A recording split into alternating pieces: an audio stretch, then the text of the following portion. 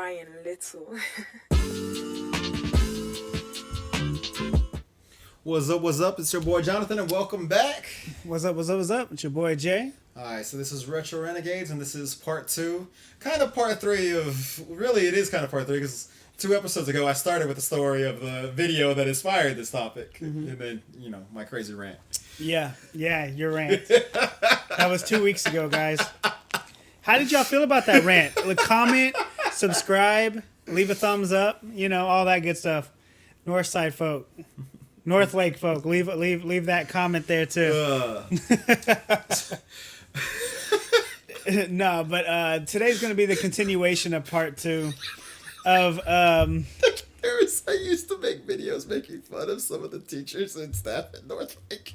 And one of the TAs saw it on my YouTube channel and commented, "Wow, that's really harsh."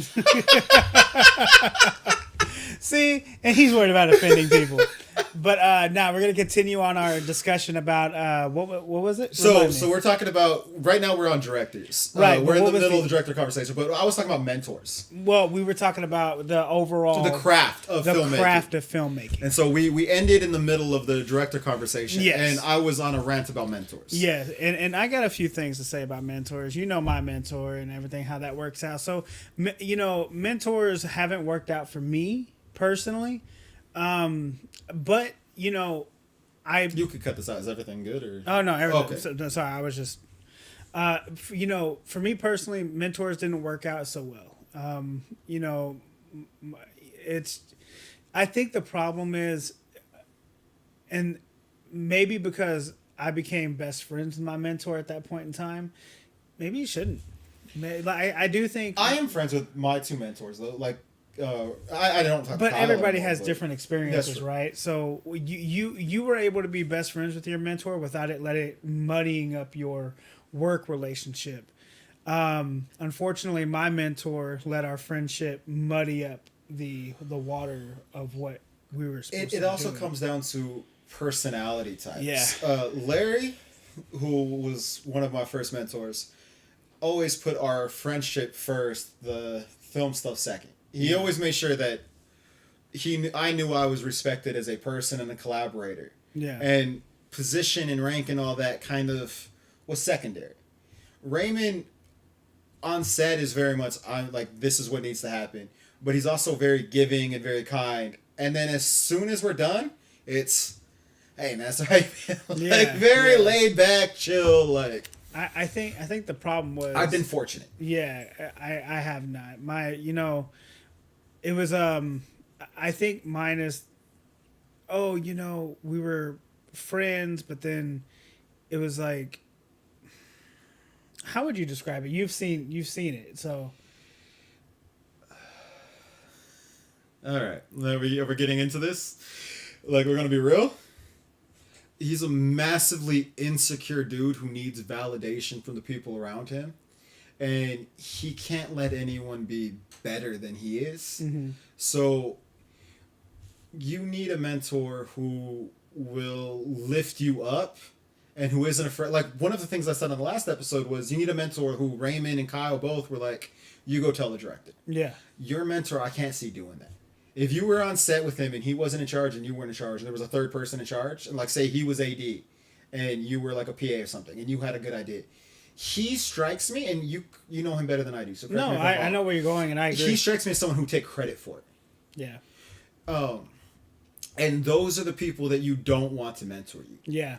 I just had an unfortunate pick. So. You've seen on set where someone will come to me with an idea, and what do? I immediately give the idea. I was like, this is what so and so said. This was their idea. Well, yeah, you come to me and say, hey, so said actor said this, and we were thinking about doing something like this, or And then I don't know if you've noticed it further. Whenever someone else says, "Oh, I like that," I go, "Oh, that was so and so's idea." Yeah. Like, I immediately throw it to them. Yeah. If it's bad, I mean, like, look, I'll take the blame. I thought it was a good idea too. I won't put that on them. But if it's good, I make sure everybody there who enjoyed it knows whose idea it was. Yeah. Because that's what you're supposed to do. And I think you unfortunately had a mentor who's like, all good ideas are mine. Yeah. And that's not a good mentor. No, but it took everything that I went through to realize that, right? Yeah. And so, so going back on the discussion of mentors, I don't know what a good mentor looks like because all I've had one is someone who is all about him and him and him. I mean, I think it depends. It's hard because I'm a very assertive person. Yeah. So I can only speak of my experience. Yeah. And I've never had a hard time being like, this is what I think. Yeah. And I've been fortunate enough that the people that I've gone to and been like, this is what I think, have been very receptive and encouraging of that. Exactly. So I don't know. I haven't had your experience where I went to someone and was like, here's my idea, and then they stole it. I also know me where I wouldn't allow that to happen. Yeah. I mean, like, that's the thing, it's God, man, just talking about stepping on a bomb. Not that I'm scared. Is this your North Lake episode? Maybe. I don't know. No, man, not at all. Not at all. I just, mentors is a sore subject for me because I haven't, like, to be completely honest, to be completely blunt, my mentor wasn't great. He was very much all about him, like you said. And, like when we were co-writing The Mogul together, and the thing is, 90% of it was my foundation in writing, and he only did like a small 10-20%. Yeah, and then if he wrote that one scene that I immediately called you on and was like, what is this? Yeah. And so, but thing is, it's like, I don't know, man. The mentor thing is a little hard for me because my mentors, and you may not know it, have been you and Devontae.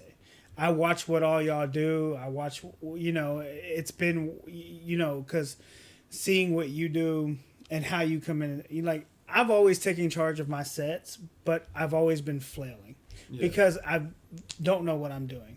But working with you and Devontae has gotten me to where I think I am a whole lot better now. There are very few people in this world who I think work harder than Devontae. Like that dude, when he's on set, he's always trying to figure out what's the next thing I got to do. Yeah. What's like that dude's mind is running a million miles a second. He doesn't stop. But that's the same as you. You get on set and you're just. I look over like I'm delegating and letting everybody know what needs to be done, what we're doing, where lights need to be, and I'm looking at you and I'm just seeing that mind just work. them fucking eyes, man. When I walk off by myself, something's going on. Yeah. When I see John walk off, I'm like, all right, here we go. So, and then I come back and I'm like, here's a whole new way to do this. Yeah. And I'm like, that's why when you walk off, have you noticed I just stop? Because I know he's about to come back and want to change some things. So I'm just like, fuck it. But I need the quiet. Like I need a few seconds to myself to process. Yeah. Like I'm like, because I'll be there and I'm like, something's not working. And then I'm like, I can't figure it out. So then I walk away and I'm like, what's not working? I'll start running through the scene. Because I don't know about you, but I can edit in my head. Like I can watch the scene unfold on television in my mind when I'm standing there. But sometimes it's hard with everybody talking. Yeah. So that's why I walk off, so that I can play it out in my head and figure out, okay, this is missing, or this doesn't look right, or okay, this is what we don't have. Yeah. I need that time. And I'll be the first one to say, like, with my little 4 years experience, that's nowhere near enough time to get great at what I do that's why I do take so much from you and Devontae, and I listen to everyone around me because I know that my experience, it doesn't match your experience. Like I said, you've been doing this since you was 18 years old. I've been doing this since I was 26. 29. So, 28-ish. Late 20s. 18, if anybody wants to know. But no, so mentors is a rough subject for me. I'm done with this conversation. Anyways, that's fair. I think it's useful.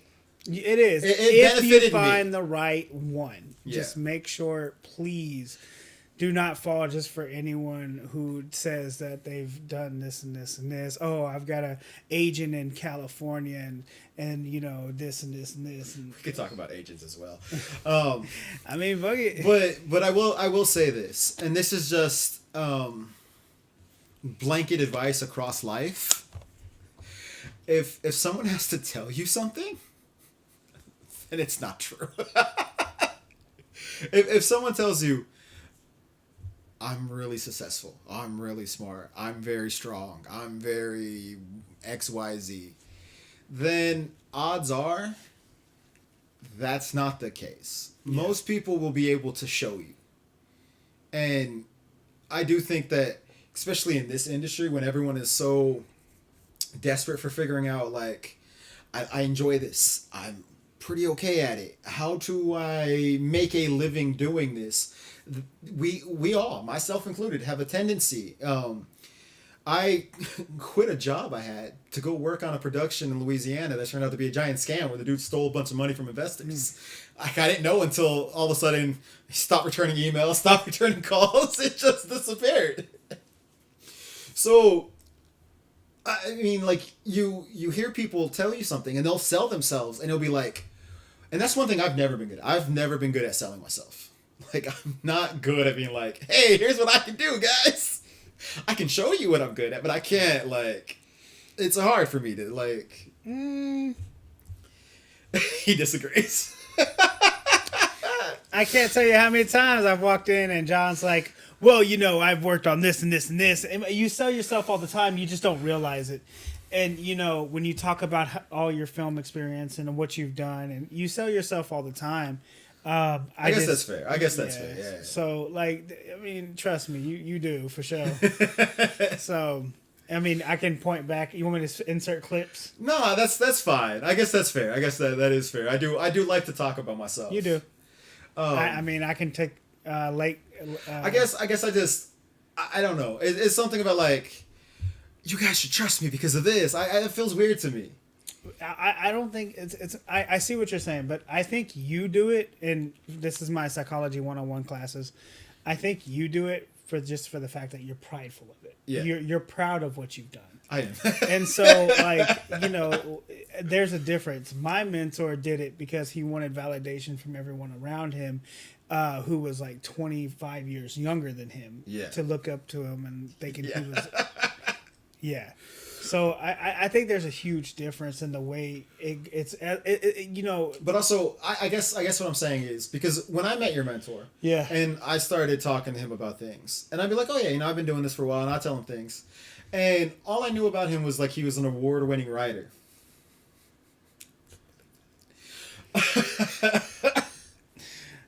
But. And then he would tell me these things, and so I was like, all right, well, maybe I could learn from this cat. And so I was going into that relationship generally trying to learn as much as I can from him. And it didn't take very long for me to be like, oh, this dude's a fraud. But before I got to that point, I was like, this dude, because part of what got me there was like, this dude's bragging too much. Yeah. And it's not. Like, when I say I've done this, and this, I'm like, I've worked on these projects, I've worked on that.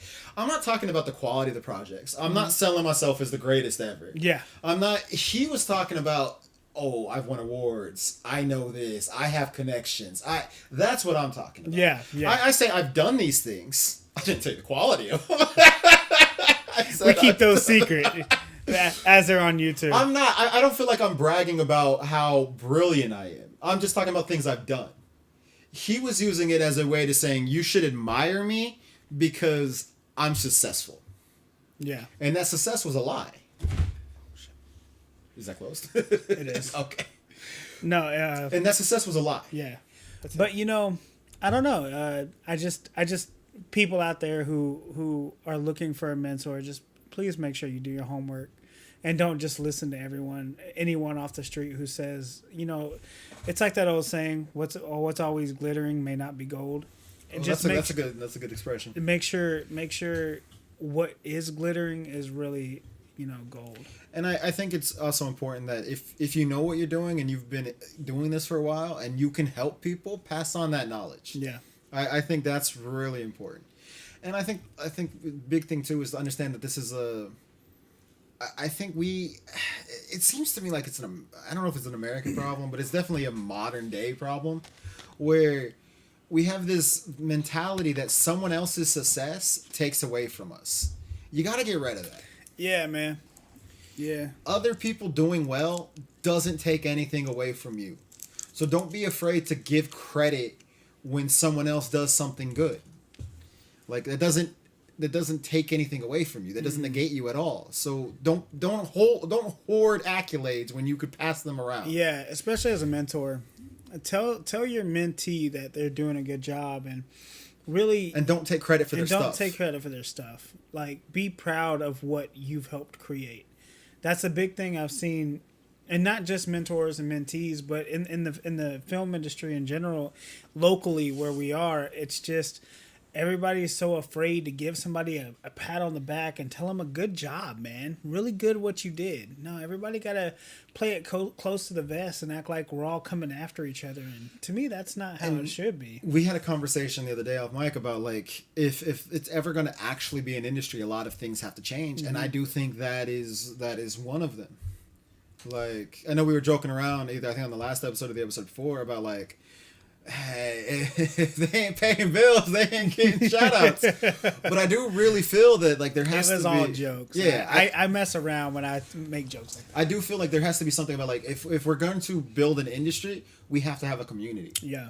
And we have to be willing to be like, this person did good, this person did good. We have to be willing to shout each other out. Yeah. And until that changes, I don't see Dallas becoming anything in the film world. No, not at all. And you know, it's unfortunate because I think the potential is there. I definitely agree. It's our mindsets that have to change. Mm-hmm. Because everybody's. I'm sorry, I got a little. You know, no, everybody feel like they has to attack each other, or bring someone down, you know, stuff like that, or they want to just, you know, spark up a beef just because someone's out there doing something that they wish they were. It's a lot of jealousy. A lot. It's unnecessary. Especially since none of us are making it. What are you jealous over? What you mad about? I live in a 2-bedroom, 2-bath apartment. What you mad about? So, mentors was kind of a divide off of directors. It was. So getting back to directors, I do think that you have to shepherd your vision. Mm-hmm. And on my last project that I led, I did get away from that because I was trying to be too, like, everyone can do their own thing and I trust you all, and the vision got lost. So when I say you have to be a dictator, I don't mean you have to be yelling at people or screaming everything, but you are a shepherd, would be a better word. It's your vision and you have to guard that vision, even from the people you're collaborating with. Mm-hmm. If someone comes up with a better idea, by all means, take the better idea, embrace it. But if that better idea is a better idea abstract from the project, don't take it. Yeah. The project has to come first. And I think going back to what I was talking about cinematographers in the last episode, of sometimes I've run across a few whose my work is more important than the project. Yeah. I had a teacher at Northlake, and we all talked about her ad nauseum about how she was there for her resume, for her demo reel. Mm-hmm. Every student project was something that she was putting on her reel to advertise herself.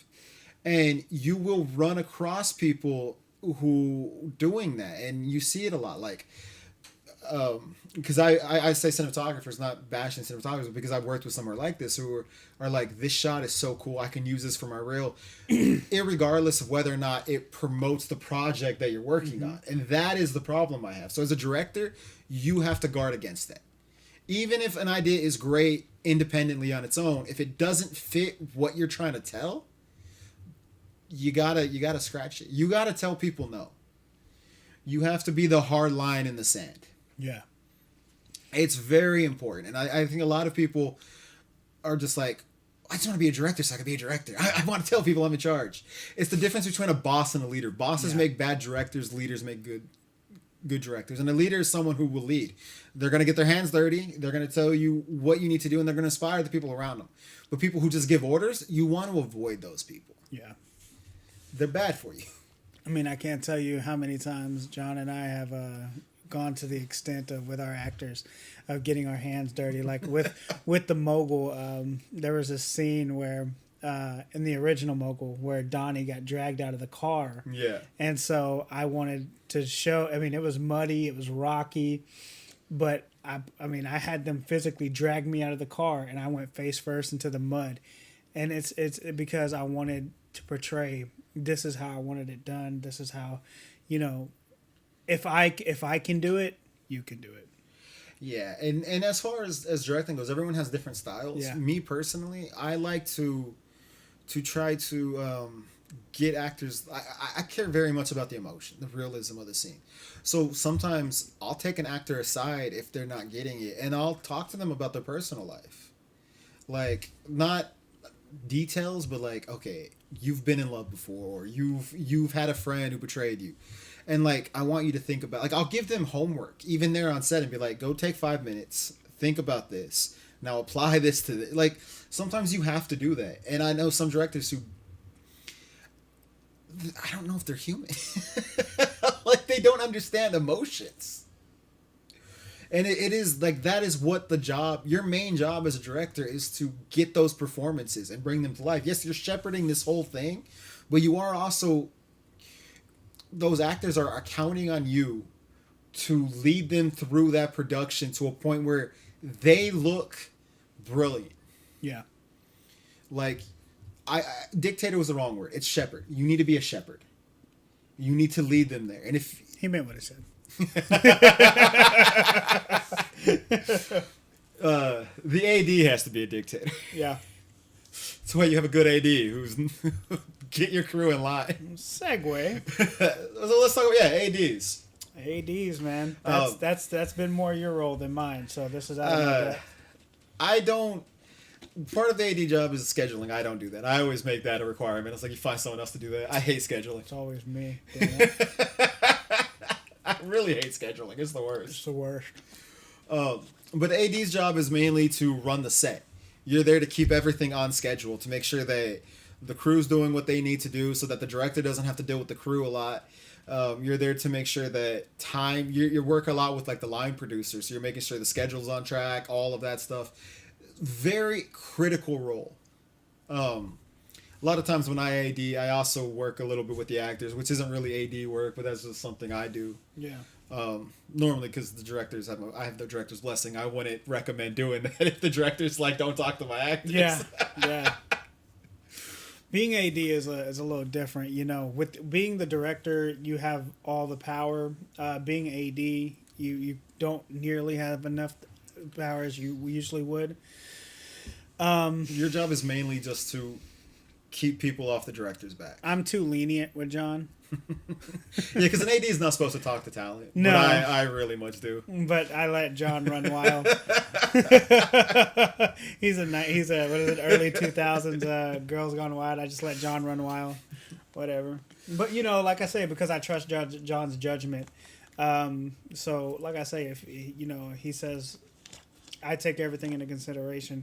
So when John's first AD, you know, it's immaculate. It's watching him work and deal with the actors and deal with the sets and everything around it. It's pretty great. Yeah. And you got to keep people in line. We worked on one of your projects where one of the crew made some offhand comments to other crew members. And you got to shut that shit down. Like that is a big part of your job. Is if someone steps out of line, you gotta be the disciplinary. You gotta be like, that's not okay, that's not acceptable. You gotta shut that down. Yeah. Because the most important thing on a film set, and they don't teach you this at film school, I don't know why, but the most important thing on film set is morale. The second the morale goes, the project's done. Done. You can't come back from that. Nope. People need to feel like this is going somewhere, this is good. You need to keep spirits high. And so when people start bickering or complaining on set, that's the worst thing. I had this boss when I worked at Traders. His name was Carlos. And I learned a lot from that dude too. That was like a life mentor there. You gotta find mentors in life. But he always taught me, like, in life you could do whatever you want to do. You just got to accept the consequences when it comes. Yeah. And part of being a man is when shit goes bad, you don't complain. Yeah. you just take it. And that's not just for men, that's for everybody. Like when shit goes bad, you deal with it. You deal with it, and that's when you hit that line. And it is what it is. But you find sometimes you'll come across people on set, and I've done this at other jobs. Everyone's done this at jobs. People like to complain about their job. But on a set, especially on a low budget film where people aren't getting paid, that is a death knell. It is 1,000%. Because they're not getting paid. They're a lot of times giving up their only free days of the week to do this. And the second negativity is a cancer that just spreads. And the second it gets out there, it's going to tear everything down and pull everybody down. The performances will start to lag. The crew will start to lag. And then that's when people start dropping off. Like, well, what am I doing? Why am I wasting my time here? It's a mindset that just spreads and gets root. So you gotta make sure the people you're working with, excuse me, are people that you can get along with for a prolonged time and are mostly positive people.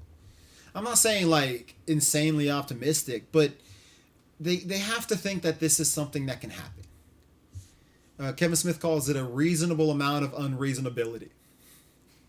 I think that's kind of what it is. Yeah. What we're trying to do is an unreasonable thing. It's not realistic, but you have to believe it's realistic. Yeah. Or it's a dream. And if you go, oh, this is a dream, it will shatter. It's hope. It's hope for an end, and so, and like John said, if without any hope, it's gonna shatter. So as an AD, you got to keep those people quiet. Yeah. You got to keep those people away from the production as much as possible. Yeah. Safe to say that person's not coming back to my production. Or anything I've ever worked on again. But that's vitally important. It might seem like nothing when someone's like, oh, it's cold, or oh, it's this, but it just it's a snowball effect. It just keeps growing, and you gotta nip that in the bud.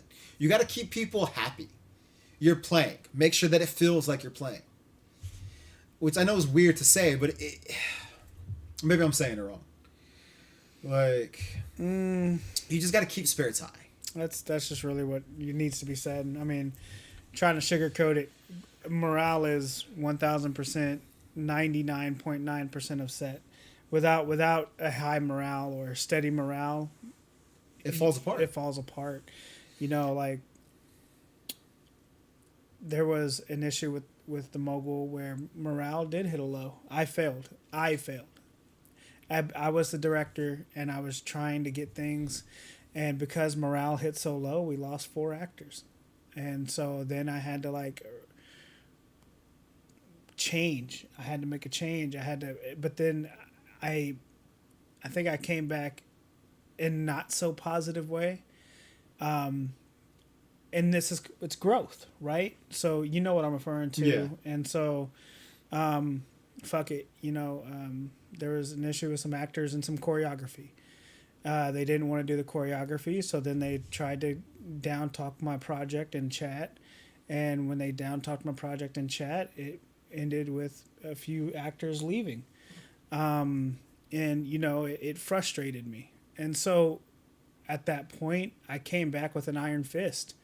Instead of being a little bit more diplomatic, I became what you said, a dictator. You no longer have say in what goes on in my production. Yeah. Which then led to a few more actors leaving. So, it's a learning. Like I said, it's a cancer. It is. Once that negativity sets in, it just spreads. It spread like wildfire. So you take those as learning experiences. Now I know, I've learned, I've grown that when stuff like that arises, I can't let that affect everything else going on around us. Yeah. And when, I think when things like that happen too, you need to take it out of chat. I said several times. Anyways, but they didn't want to. It wasn't. Yeah, I'm not putting that on you. I'm just saying there were conversations that were being had in there that were private conversations. Right. And I said several times, let's take it out of chat. Let's take it to a private chat and let's have a discussion. Regardless, just to John's point, it is a cancer. You lose that morale. I will say too, something you said goes on to what I was saying earlier about, you give credit where it's due. Yeah. I've always felt that as a leader, as someone in charge, like you're the director, you're the head guy. I've heard it referred to as like you're running a corporation, because that's kind of what it is. You're running an entire business. And so I've always felt that when you're in charge, blame falls on you, credit goes downward. Yeah. And I think you said that nicely. You're like, it's me. I failed. And that's good. When you're in charge, doesn't matter who failed along the way. Ultimately, you take the responsibility of it. But when something good happens, I do think you should pass that down. Definitely. This person did good. This person did good. Which, as a director and as just this person, you want validation. And I understand there's a thing of you like, why am I taking all the negativity and none of the positivity? But when your people succeed, you succeed. Yeah. So you have to have that mindset. You have to build that. Like, the things that went wrong, I messed up. It's like The a ship. things that- yeah. It's like a cruise line, you know, or it's like a ship in general. You know, there's that old saying, you go down with the ship. Yeah. At the end of the day, it doesn't matter who messed up on that ship. If it sinks, all that matters is who is driving. Yeah. And I think it's important that we as directors, as leaders, understand you have to give away the good credit and take the bad credit. Because otherwise, what else are, like, nothing good comes from doing it the other way around. No. Because I think at the premiere, how often did I say, you know, everybody was like, "Oh man, you did such a great job," and I was like, "Nah, me and my team did a great job." And the truth of the matter is, you can give credit away all day long. Most people are going to see your name as a director and give you the credit anyway. Yeah. So you're not really losing anything, but you're building everybody else up. Yep. And you're helping them on the next stage of on the next leg of their journey, of their career, because they could be like, "Oh, I did this on this project." And then there's record of you saying, "Yeah, they did this, they did that, they did this." And you're helping other people grow, which only helps the industry, which only helps everybody else. But, do you want to do producers, or do you just want to go to script writing? Let's see what time we at. We at 17 minutes. Was that 30 minutes total? You got 15 minutes left. All right. So do you want to do producers real quick? We can do a skip through producers. I mean, producers really. You're making everything happen. You're doing money. You're getting investors. You're locations. Permits. You're helping crew it. Sometimes you have say on the casting, depending on how you have all that worked out. How much money you're personally putting in as well. Yeah. But not to separate, not to keep, to keep it separate. You're executive producer and you're on set producer. So executive producers, where you're putting up all the money, you have a high stakes. You're funding it. So there are a lot of different producers. Yeah. Executive producers generally funding it. Producers are the people on set. Generally, like if this was a Hollywood film, the producer is technically the one that owns the project. Yeah. Generally, they'll buy it from the writer and they own it. That means on set, the director is the king. Yeah, but he answers to the producer. Yeah, yeah. Like if we're the king, they the emperor. You know, like so. Because generally they own it. Yeah. Which is a lot of times why you see writer directors also producing their own stuff, because it's theirs. Yep. But they're kind of the ultimate answer if things are going wrong, because they're the ones that have the investment in it. And a lot of times on-set producers, maybe they don't own it, but they are working directly for, like, they're the executive producer's voice on set, is generally how it works. Yep. So they have a lot of power. Mm-hmm. They can make or break you, man. They can shut it down. Mm-hmm. So you gotta be nice to your producers. Gotta be nice to the producers, man, because the producers get vexed enough, they'll shut it down. And sometimes the problem comes with the producer is not a film person, and then it becomes a lot of fighting. Yeah, because then it comes between, like how you always say, business versus art. And the director's in charge of the art, the producer's in charge of the business. And ultimately, as much as we want to pretend that it's art first and foremost, unless you're doing it all out of your own pocket, there's a business side to things. Even when you're not making money, when we're making our own stuff. At the end of the day, when I'm making my thing, it's how much money do I have? Like, even if I'm not paying everyone's just doing it out of the kindness of the heart. I got to put food on the table. I got to buy SD cards. I got to buy laptops. I got to buy props. I got to buy... There is a business aspect of it because we live in a society where things cost money. Yeah. Damn you, capitalism. So you gotta always keep that in mind. Yeah. Line producer is in charge of schedule, like the time, like we have this much time here. They work hand in hand with the AD. Very important role. Producers are essential. Sometimes they feel like a hindrance, but they really do help out. Yeah. Without them, how do you afford anything? Yep. So let's go ahead. That's it for producers, because I know you're going to spend a lot of time on this script. Yeah, okay. So before we get to script supervisor, that was also important. Script supervisor is very important. They're also called continuity officer. We'll just run through it real quick. They're also called the continuity officer. They are in charge of keeping track of what takes for good, what takes for bad, listing the... You finally used one. Was it good? It was much better than what I did before. They keep track of what stakes were good, what stakes were bad, what we filmed, what we didn't. They're in charge of making sure that the the wide shot, the master matches the two shot, matches the close up, make sure the actors are doing the same thing.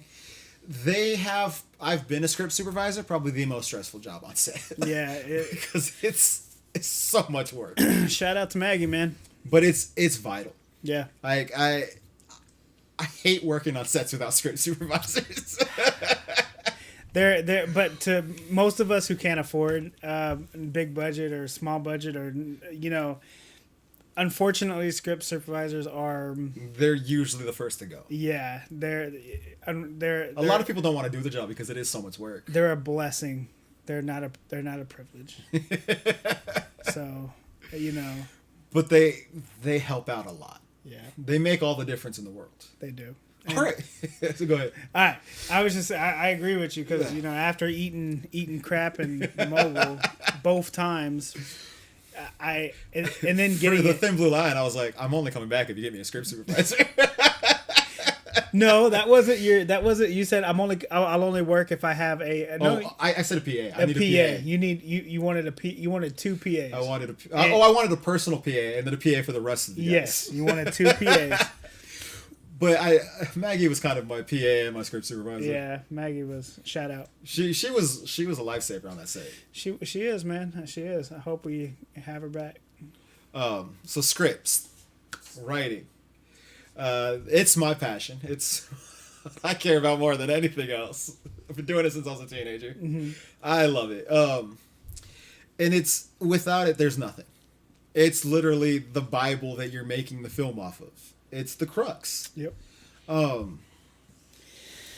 There's nothing quite like getting lost in a story. And I don't know about you, but when I'm writing, I'll forget I'm writing. I'll feel like I'm reading, like the story just flowing out, and like, what happens next? I need to know. Like, there's just something so riveting about it. My problem is with script writing, and now it's getting better because I think when we had talked at the very first episode, I was hit this big writer's block, but then I started writing for Thin Blue Line, so the writer's block is gone because I know where I'm going.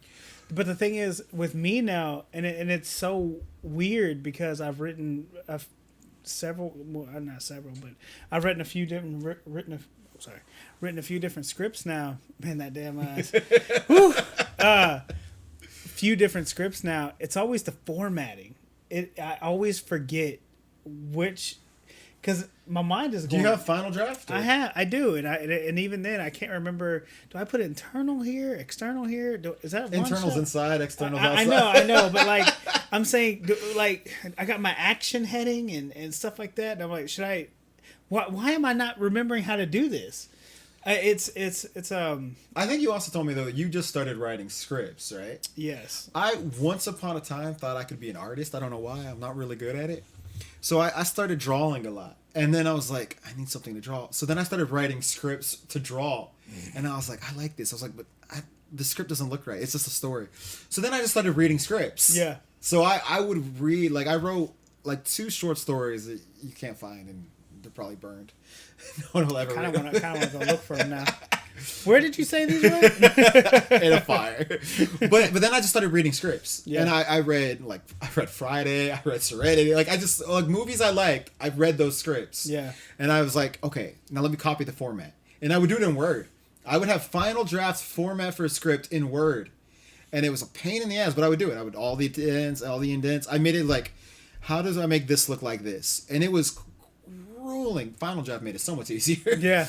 But eventually you just get the hang of it. And then it just becomes a pattern. Like you don't even think about it anymore. But it just takes time. Like anything else. But far more important than the formatting is the story. Yeah. It's understanding the story. And you have to inherently know story.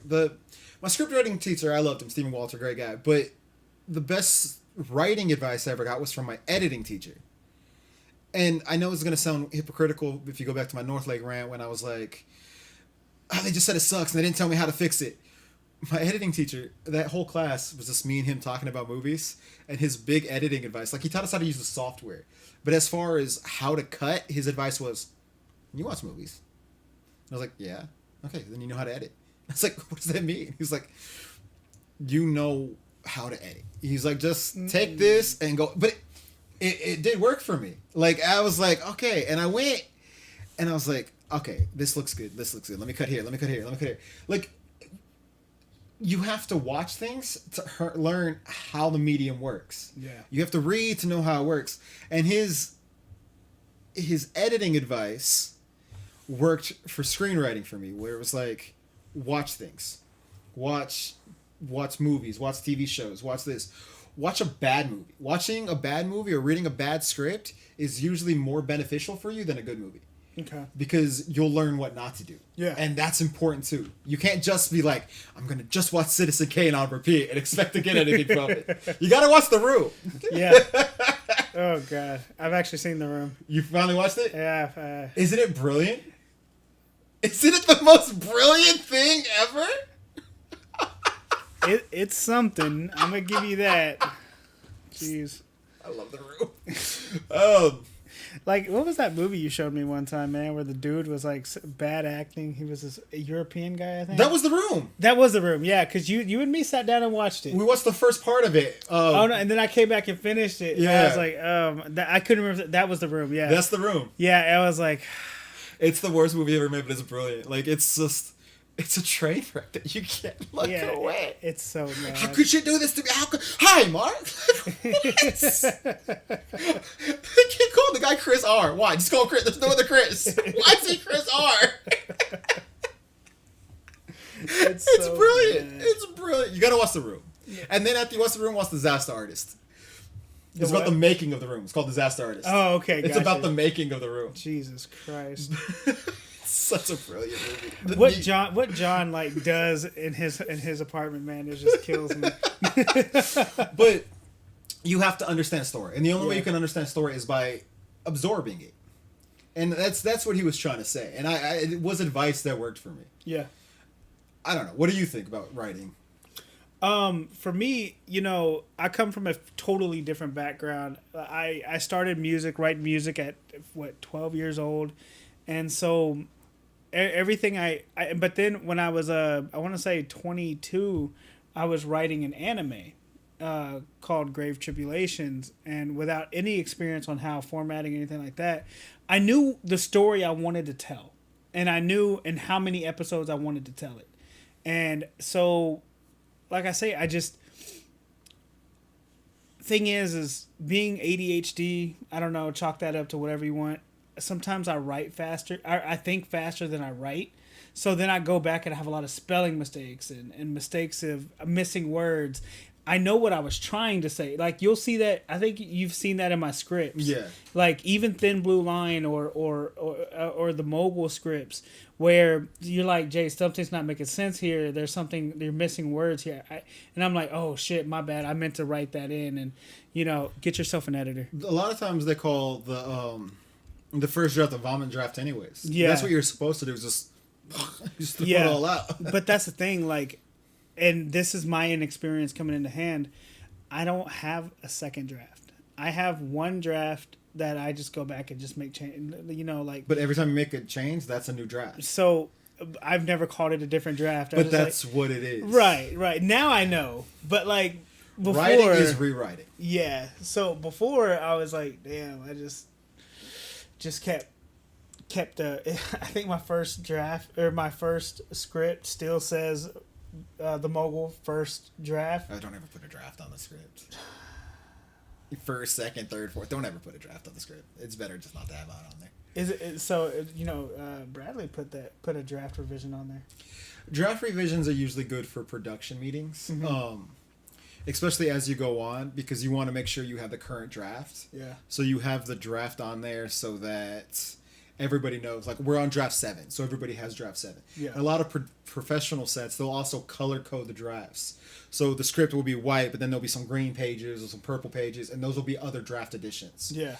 But that's generally so that everybody's on the same page. Right. If this is what you're giving to the actors and all that, you don't need draft 10. Yeah. Because then they're going to be like, why did it take you 10 times? And then there's like a spelling error in there, and they're like, it took you 10 times, you still didn't catch this? Yeah, no, but to answer... That's for crew. Yeah. But to answer the question, man, writing for me, is a lot more work. I I enjoy the practical of filming. You know, as much as I like to write, my attention span isn't there. So that's why it does take me longer to write. You know, I'm embarrassed to say it, but like I'm sitting down for Thin Blue Line episode 2, if there will be, and I'm just all that's on that page is interior. There's nothing more terrifying than the blank page. Yeah, and that's what it is. It's like I got interior. I know where I know what I want to do. So you know what you want to do. Yeah. So open it up on your computer, put the page there, and then go outside. I know it's really cold outside. Well, go outside, walk around, and tell yourself the story. Tell yourself the complete story in your head as you're walking around. And then come in here and type it out. See, that's a good thing. That's actually a really good idea. I'll do that when the weather gets a little hotter. Cause It is really cold outside. hey, in Texas, I came here in 2 sweaters and a jacket. yeah, for a minute there, I thought John was bigger than me for a second. I was like, then he started shedding clothes. I was like, oh, okay. Well, because once I got in here, I was like, oh, it's too hot. Well, at that moment, he started shedding clothes. I didn't know if I should throw $1 at him or what. It is freezing outside. Yeah, I bet, man. I bet. I haven't been outside today, but It's like in the 20s or 30s. It's insane. Jesus Christ, man. Texas is wild. But yeah, so I love to write. I like to write. It's just, it's a different mindset because when I was writing music, it came so easy to me. Like, I knew that I could write 3 verses in 30 minutes. And it came so easy. But writing scripts, remembering the format, playing it all out in my head, it's a different animal. I will say what a lot of people don't understand is, and you look at like Stephen King, who's probably one of the most proficient writers alive. Yeah. He writes like 1,200 words a day, or I think it's 2,000 words a day. Realistically, that's not too much. That's not like a whole lot. But look at his output. As long as they're consistent, mm-hmm. it brings things around. But what people don't understand is they look at something like, oh, you could just sit there writing all day. Writing it's draining. It is. You sit there and I'll write like 5-6 pages, and then I feel like I just worked out. I'm taxed. Like, yeah, I'm just like, God, I'm tired. Like, it's mentally draining. It's very heavy. And a lot of people don't understand that. Yeah. They think it's just you sit there and you type and what is it? Like, that's nothing. You're not doing anything. But it's so mentally draining. It's like working from home. A lot of people think that working from home is the easiest thing ever. And if you're someone who really worked at home, you'll understand that shit's taxing, My biggest issue with working at home, maybe because of the job I have, is the biggest thing I have is stopping. But I also pick my own schedule, mm-hmm. which is then it's like, I could do this thing I enjoy, or I can make money. Yeah. And it's turning off okay, let me step away. Because like last year, pretty much all I did was work. Just made money, and it was nice. I bought anything I wanted, went on trips, but I didn't do anything creative. But you was also working 4 jobs around this time. I was working a lot too. So, you was doing quite a bit to where it took up all your time. Yeah, it's draining. But writing is draining. It's like a workout. You're working out your mind, and you will be tired quickly. It will drain you. But you kind of enjoy it. When you see that finished product and when you look at that final draft and you see everything has come together with a nice little bow tie on top. Yeah. It makes it all worth it. There's I listen to a lot of podcasts, and there's a question that always gets asked, like, do you enjoy writing or do you enjoyed having written? And I think that's a fair question. It is. For me, I enjoy to have written. Like if I had to answer the question, because the writing process is taxing for me, but seeing it all in the end. Yeah. I enjoy both for different reasons, but I think John's also a masochist. Yeah. I like it unfolding in front of my eyes. Yeah. I like the characters telling me what they want to do. I do love that. But I love even more than that, going back a year later and reading something I wrote and being surprised and being like, damn, that's good. Who wrote this? Oh, that was me. Okay. There it is, guys. There it is. But yeah. But So let me ask. We're running out of time here, but I want to know. Out of all the scripts you've written, what is your number one? that is hard. I've written a lot. Probably like my favorite movie. It kind of changes from day to day. But Today, what's yours? What's your favorite script right now? I would really love to. That's such a hard question. It's a toss up between Outsiders One, which is a pilot I wrote about a kind of vigilante, which I just think is like, oh, this is whoever wrote this is a better writer than I. And then this movie I wrote where I want to change the name, but I haven't found a better name yet. But it's called Silent Night or The Night Before. What's the Christmas? 'Tis Was the Night, and it's a Christmas movie about Santa Claus. And basically, it's a horror movie, and it turns out that the way Santa Claus makes your toys is by turning bad little boys and girls into toys, and he erases them from existence. Everybody forgets they ever existed. Damn. So, like, if you got a baseball from Santa Claus, it's because he used to have a brother that was kind of an asshole. It's really kind of dark and fucked up, and it goes back into like the origin of Saint Nick and deals with that and all that. It's a weird movie that's really kind of dark and fucked up, but I really do love it. I would need money for that though. Yeah, that would cost me a lot of money to make. There's also so many scripts I really want to make that I enjoy reading. Keep Austin Weird about this night I went to go watch Kevin Smith and got locked out of our car in Austin. That was fun. That's a fun movie.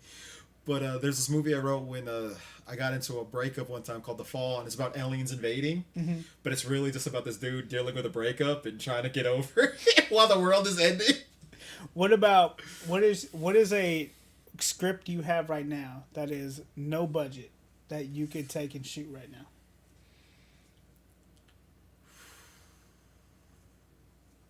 That's Keep Austin Weird would be the cheapest one, but I still need access to like a couple bars and a lot of extras. So I don't know.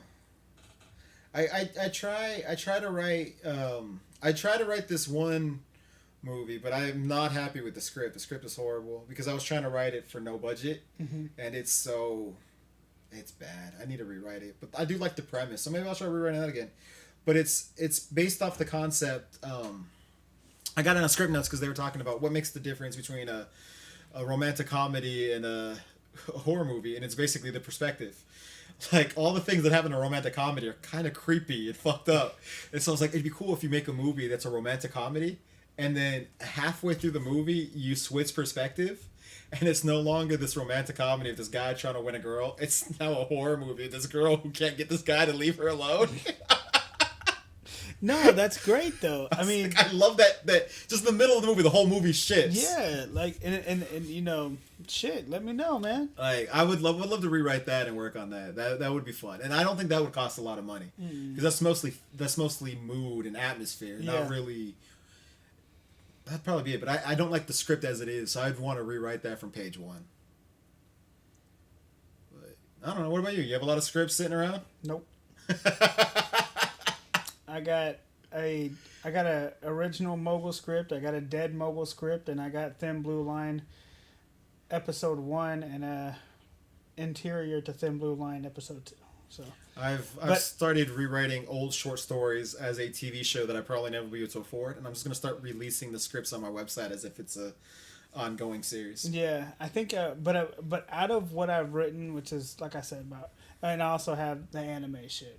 I think my favorite thing I've written so far is Thin Blue Line. Thin Blue Line was really good because like it's not only shows my growth, but I think if we really did hit this and knocked out, I mean, we did a 10 episode wrap up, I think we could tell a great story. I think it's really good. I do think Thin Blue Line is really good. That was a really good script. Yeah, keep it short, keep it sweet. I'm not gonna. I don't. Cause see, I failed with the Mogul originally episodic series, because I was like trying to do. I think it was like 45-minute episodes in one weekend. Yep. On that note, all right. But Thin Blue Line's like what, 10 minutes long an episode, Yeah. if that. So I will say, Thin Blue Line, I really did enjoy. That you're a pretty good writer. Like Mogul was good, Thin Blue Line was good. I do want to say for people out there that like my first script, the first time I wrote Trapped in the Woods, which I've tried to film and failed twice. I will eventually make that horror movie, but you can ask Zelda. The first time I wrote it, every character was just me talking. Every character sounded exactly like me. They used my cadence, my voice. It took me quite a while to figure out how to make characters unique. So, whatever the first thing you write is, if it sucks, okay. that's fine. Just keep doing it. Just keep writing, keep working. Was it 10,000 hours? Mm-hmm. Like, you just got to keep putting in the work. Yep. And failure makes you better. The best thing that can happen to you in life is to fail, because you only learn through failure. You don't learn through success. You want success. You don't learn through it. You learn through failure. Yep. Absolutely. And I don't want to top anything than that, because, a side point to what he just said, that's what I'm trying to teach my stepson right now. It's okay to fail. So I don't think I want to step on that point. So I'm good. All right, well, give us legends. Overload Productions. I love that you're ending this the name of your company.